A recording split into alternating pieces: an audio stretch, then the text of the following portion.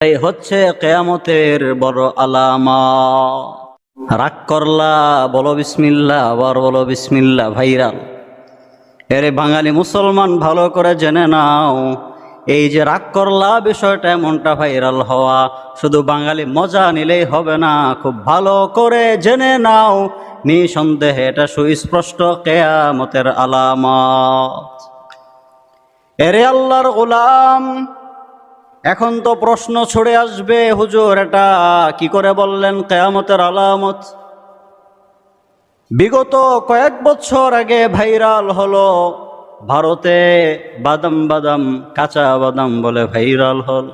এরপরে বাংলাদেশে সিদ্দিক ভাইরাল হলো 500 টাকা চুরি করার পর বলে আমার ভুল হয়েছে, ক্ষমা করে দিন। কথাটা একটু ফানি টাইপের হওয়ার কারণে চোরের বিষয়টা সেখানে একদম হাইট হয়ে গেল, সেখানে হাইলাইট হয়ে গেল, সে ভাইরাল।